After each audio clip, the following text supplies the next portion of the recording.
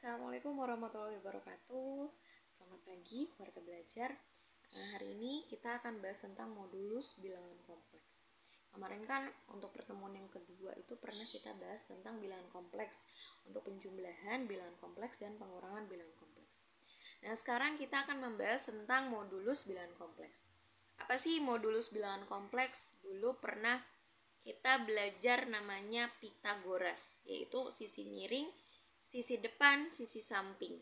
Di mana modulus bilangan kompleks ini hanya akan sedikit membahas tentang argumen bilangan kompleks yang kemarin.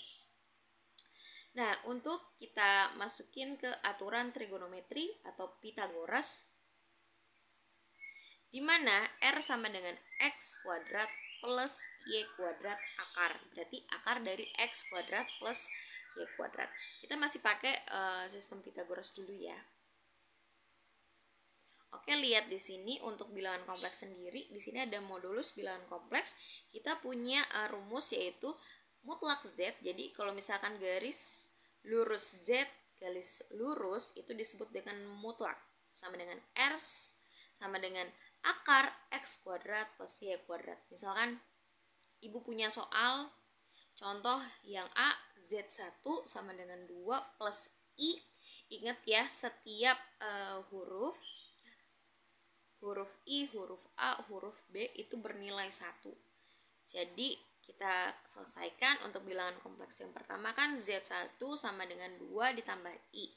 Dengan mempunyai modulus yaitu mutlak Z1 sama dengan akar 2 kuadrat ditambah I itu sama dengan 1 kuadrat. Jadi 2 kuadrat ditambah 1 kuadrat. Berarti 2 kuadrat ditambah 1 kuadrat itu berapa?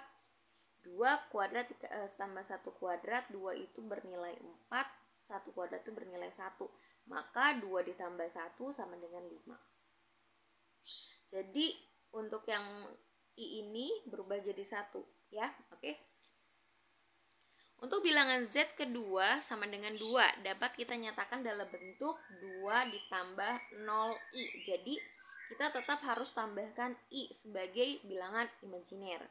Dengan hingga mempunyai modulus Z2 yaitu sama dengan mutlak Z2 sama dengan akar 2 kuadrat ditambah 0 kuadrat.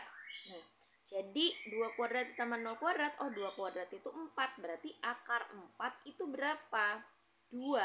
Karena 2 dikali 2 sama dengan 4, gitu ya. Terus untuk bilangan kompleks Z3, 3 dikurang 2I, berarti 3 kuadrat itu kan 9. Terus negatif 2 kuadrat. Negatif ketemu negatif itu positif. Jadi ketika pangkatnya itu genap dijadiin negatif, nah itu akan berubah jadi positif. Misalkan min 3 pangkat 2. Karena pangkatnya genap, maka kita berubah jadi positif, jadi 9 gitu ya. Tapi kalau misalkan pangkatnya ganjil, min 3 pangkat 3. Ini kan ganjil pangkatnya, itu jadinya negatif 27 gitu ya. Jadi kalau ketika pangkatnya ganjil maka kita jadiin negatif. Tapi kalau ketika si pangkatnya genap kita jadiin positif. Nah, jadi kan 3 kuadrat itu kan 9. Terus negatif 2 kuadrat karena pangkatnya genap jadiin 4 gitu ya. 9 ditambah 4 berapa? 9 ditambah 4 itu kan 13 ya. Maka kita jadiin akar 13. Karena 13 ini tidak bisa keluarkan akar, maka kita tetap tulis jadi akar 13 ya. Jadi nanti kalau kalian mengerjakan soal yang bentuknya akar yang tidak bisa dikeluarkan, misalkan akar 15, itu akan tetap jadi akar 15 gitu ya. Terus untuk bilangan kompleks Z4 yaitu 3I. I-nya udah ada nih, berarti yang depannya tidak ada ya. Maka kita tulis 0 ditambah 3I, sehingga kita punya modulus Z3, mutlak Z3 sama dengan 0 kuadrat ditambah 3 kuadrat. 3 kuadrat yaitu 9, maka kita keluarin jadi 3. Gitu ya.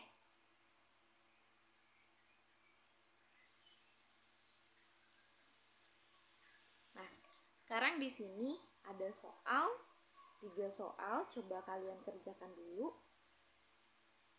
Berarti di sini semuanya ada ya, tidak perlu ditambahkan ya. Untuk B ini berarti kita tulisnya kan di sini ada 1 per I ya. Ingat I itu bernilai 1.